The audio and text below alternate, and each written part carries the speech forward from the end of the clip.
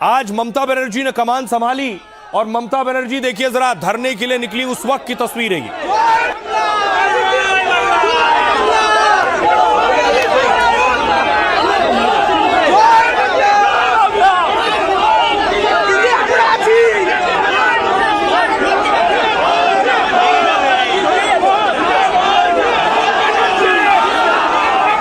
उसके बाद ममता धरना स्थल पर पहुंची है, वो तस्वीर है। धरना स्थल पर कार्यकर्ता मौजूद थे, लेकिन बताया गया उनके बड़े नेता नहीं थे।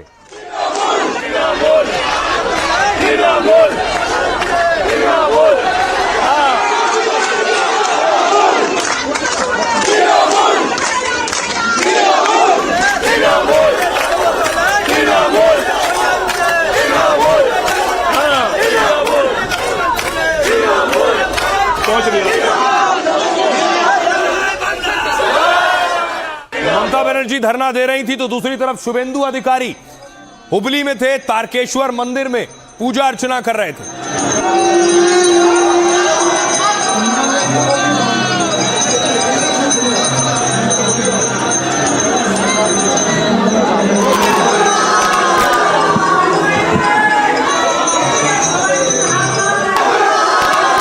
और ममता बनर्जी धरना स्थल से शुभेंदु अधिकारी को घेर रही थी। शुभेंदु सरकार पर हमला और वार कर रही थी। देखना है, हम अगर चाहते तो पूरा विश्व को बता सकते हैं, लेकिन तब भी हम शुरू नहीं किया कि देश के लिए मैं अगर मेरे का प्यार मजबूत है, मैं देश का बात बाहर में नहीं करने चाहती हूँ, लेकिन ऐसा मत कीजिए।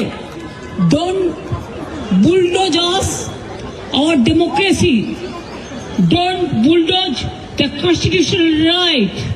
लेकिन बीजेपी का कहना है कि ममता बनर्जी की स्थिति ठीक नहीं है। बीजेपी ये दावा कर रही है कि ममता बनर्जी के बहुत से साथी पार्टी छोड़कर बीजेपी में आने को तैयार हैं। देखिए जरा, पश्चिम बंगाल में ममता की पार्टी में बड़ी टूट का खतरा बताया जा रहा है। पार्टी से निकाले गए नेता पार्टी तोड़ सकते हैं। टीएमसी से निष्कासित रिजू दत्ता, वो जो नीली जर्सी में जिन्हें आप देख रहे हैं रिजू दत्ता हैं, दावा है 50 एमएलए इनके साथ हैं। बागी नेता खुद को असली टीएमसी बता रहे हैं। नेता विपक्ष के साथ चुनाव चिन्ह पर भी दावा ठोक दिया है। मतलब चुनाव में हार के बाद टीएमसी 2 गुटों में बंट सकती है। शोभन देव को नेता विपक्ष मानने से गुट ने इनकार कर दिया है। विधानसभा में टीएमसी के 80 विधायक हैं और पार्टी से निष्कासित रिजू दत्ता अभी विधायक नहीं है। नए गुट को मान्यता के लिए 2/3 विधायक होने चाहिए। मतलब इधर से 54 विधायक उधर जाएं तब उस गुट को मान्यता मिल सकती है। इस स्थिति में दल बदल कानून लागू नहीं होगा। 54 से कम विधायक होने पर नए गुट को मान्यता नहीं मिल सकती है। टीएमसी से कल निकाले गए 2 विधायकों ने मीटिंग की। संदीपन साहा और ऋतव्रत बनर्जी ने आगे की रणनीति पर मुलाकात की है। इसमें ममता के कई खास विधायक भी शामिल हुए और इस तरह बागी टीएमसी विधायकों के पास 2 विकल्प हैं। पहला, 2/3 विधायक बीजेपी में शामिल हो जाएं। दूसरा, टीएमसी के विधायकों में 2 गुट बन जाएं। इसके लिए 54 विधायकों के समर्थन की जरूरत होगी और ऐसे में बड़े गुट के दावे पर चुनाव आयोग फैसला करेगा। साथ ही ऐसी स्थिति में मामला कोर्ट भी जा सकता है। महाराष्ट्र में शिवसेना एनसीपी में इस तरह से गुट टूटे थे। बंगाल बीजेपी अध्यक्ष समीक भट्टाचार्य ने कहा, टीएमसी के लिए हमारे दरवाजे बंद हैं। वहीं टीएमसी का दावा है ज्यादातर विधायक ममता के साथ ही रहेंगे। सुनिए जरा इस सियासी टूट फूट पर क्या कुछ कह रहे हैं सियासतदान। ऋतव्रत बंदोपाध्याय और संदीपन शाह के नेतृत्व में करीब 50 एमएलए कोई फोन पे कोई मिलके एक होटल में मीटिंग किया है और शाम को फिर एमएलए हॉस्टल में मीटिंग किया है। और सुनने में ये आ रहा है कि ये लोग असली तृणमूल कांग्रेस होके तृणमूल को तोड़ के एक नया पार्टी बनाना चाह रहे हैं, जिनका नाम देना चाह रहे हैं असली तृणमूल कांग्रेस। और वो ऋतव्रत बंदोपाध्याय को लीडर ऑफ ऑपोजिशन या नेता प्रतिपक्ष बनाना चाह रहे हैं। और तृणमूल का जो सिंबल है शायद उनके ऊपर भी बाद में ये लोग क्लेम कर सकते हैं, स्टेक कर सकते हैं। मुझे एक ही दुख है, जिसको मैंने सम्मान दिया उन्होंने मेरे साथ गद्दारी की।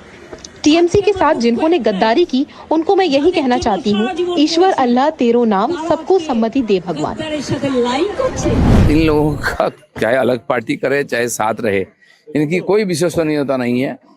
जनता ने इनको पार्ट दे दिया, कम से कम सीखना चाहिए। बचकर भागना चाहते हैं टीएमसी छोड़ करके। काउंसिलर रिजाइन कर रहे हैं, एमपी, पंचायत, जिला परिषद सब लोग रिजाइन कर रहे हैं पार्टी छोड़कर। केवल पीसी और बातीजाई रह जाएंगे पार्टी में और कुछ नहीं रहेगा। जो लोग विधानसभा में पहुंचे नहीं अभी तक, उनको निलंबित करना पड़ रहा है। क्या पार्टी है, क्या डिसिप्लिन है? ये कोई पार्टी नहीं है, ये चलता हुआ ट्रेन है। सब लोग इसमें शामिल हो गए हैं। जब जिसका प्लेटफॉर्म मिल जाएगा वो उतर जाएगा। तो आज तृणमूल का हालत भी वही है। हमारा टीएमसी के लिए दरवाजा बंद है।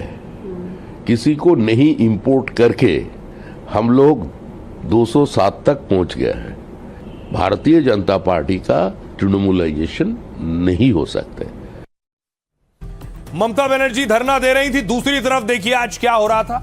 आज तृणमूल के दफ्तर पर बुलडोजर चल रहा था। दुर्गापुर में टीएमसी का ऑफिस है जिस पर बुलडोजर एक्शन हुआ है। दावा किया गया ये भी अवैध कब्जा कर बनाया गया था।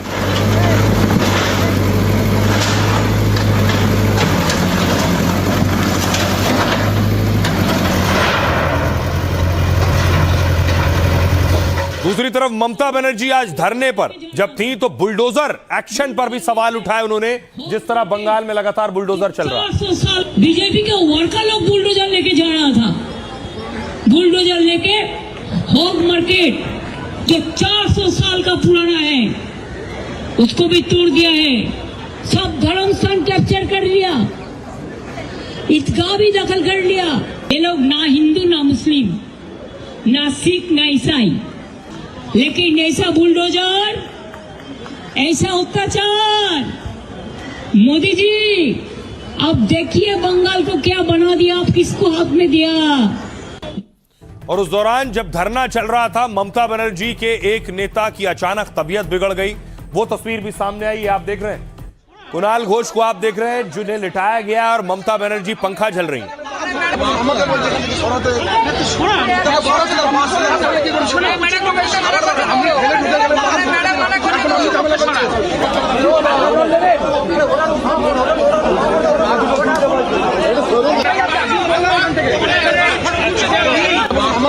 देख रहे हैं, एक तो गर्मी, ऊपर से बहुत ज्यादा भीड़। कुणाल घोष की तबीयत बिगड़ गई, ममता ने खुद पंखा हाँकना शुरू किया। लेकिन धरना स्थल से ममता बनर्जी ने बीजेपी को बड़ी चुनौती दी है। वो कह रही हैं या तो लड़ूंगी या फिर मरूंगी। बंगाल में हार के बाद ममता ने यह शक्ति प्रदर्शन किया है। टीएमसी नेताओं पर हमले के बाद यह धरना दिया। कल कोलकाता पुलिस से ममता को धरने की इजाजत नहीं मिली थी। पार्टी के कई विधायक, कई सांसद प्रदर्शन से गायब दिखे। ममता के धरने में 5 सांसदों के पहुंचने की खबर है। आखिरी बैठक में 80 में से 60 विधायक गायब थे। ममता ने इस मौके पर बीजेपी पर हमला बोला।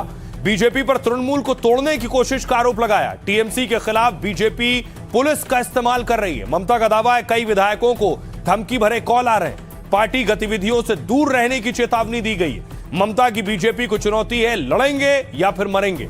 ममता ने कहा वो गिरफ्तार होने के लिए तैयार हैं। अभिषेक बनर्जी, कल्याण बनर्जी हमले के विरोध में यह धरना था। कोलकाता में अवैध इमारतों पर बुलडोजर एक्शन पर भी सवाल उठाए हैं। साथ ही फेरी वालों को हटाने के मुद्दे को धरने से जोड़ा है। कल भी ममता ने बीजेपी पर टीएमसी को तोड़ने का आरोप लगाया था।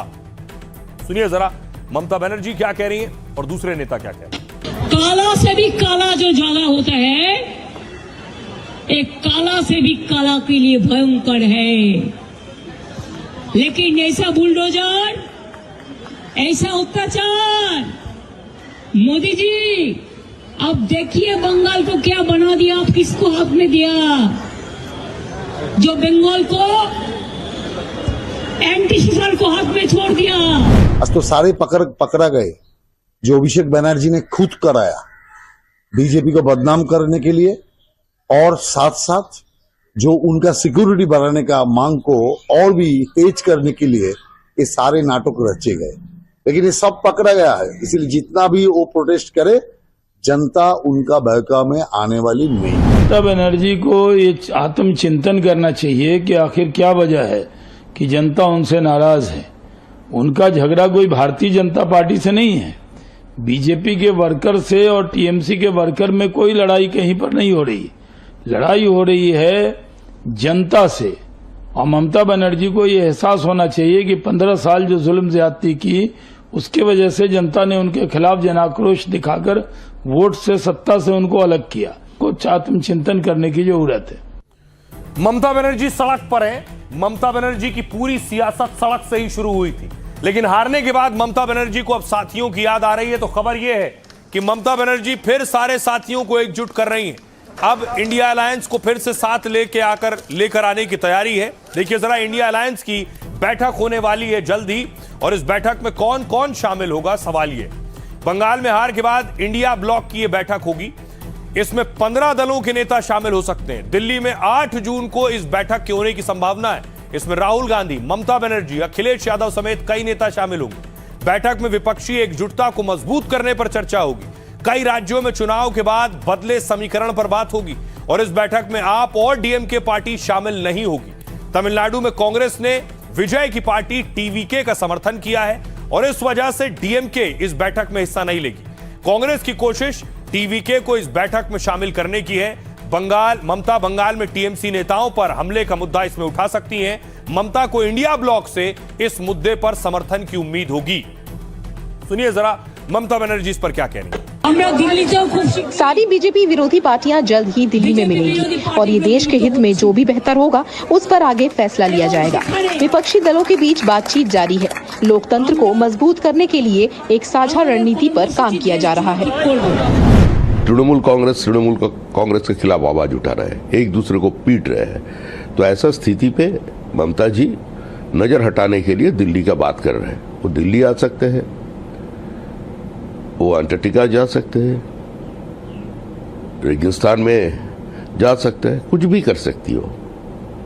लेकिन पश्चिम बंगाल की जनता तृणमूल कांग्रेस को नकार दिया है।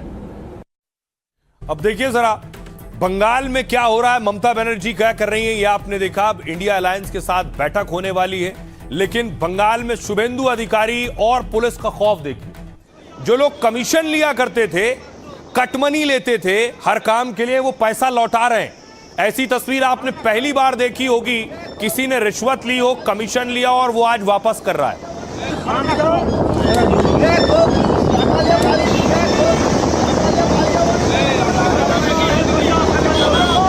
ये साउथ 24 परगना की तस्वीर आप देख रहे हैं, देखिए जरा। क्या इससे पहले ऐसी तस्वीर आपने देखी हो, किसी ने रिश्वत ली हो, पैसा लिया हो, वो पैसा लौटा रहा हो सिर्फ शासन प्रशासन के डर से। अगली तस्वीर देखिए जरा, कूच बिहार से आई है। बाकायदा ऐलान किया जा रहा है, ऐलानिया हो रहा है, जिसका पैसा था ले जाया कर। ग्राम पंचायतेर 173 নম্বর বুথের যে সমস্ত কাটমানির টাকা আবাস যোজনার কাটমানির টাকা নিয়েছিল, সেই সমস্ত কাটমানির টাকা আগামী 4 তারিখ পঞ্চায়েতের বাড়ির থেকে সকলকে নিয়ে যাওয়ার জন্য অনুরোধ করা হচ্ছে। আগামী 4 তারিখ ঘুঘুমারি 173। क्या आपको याद आता है कि कभी किसी को पैसा देना पड़ा हो फिर उसने वापस किया हो? कभी नहीं होता है, लेकिन बंगाल में हो रहा है। एक और तस्वीर आई है जिसके बाद हड़कंप मच गया। टीएमसी स्टूडेंट यूनियन दावा है उनके पास से ये बैग मिला, और बैग में नोट आप देख रहे हैं। स्टूडेंट यूनियन रूम से कैश, सूटकेस में नोट मिलने से हड़कंप है। कोलकाता कॉलेज में नोटों का जखीरा बरामद हुआ है। दीमक लगे नोट मिलने से हंगामा हुआ। দেখুন নেতৃত্ব পার্টি অফিস তাদের, আর এখানে এই সব পুরনো গোডাউন, এই দুটোই বাক্স উদ্ধার করেছি, তার মধ্যে এইভাবে টাকা উইতে খাওয়া।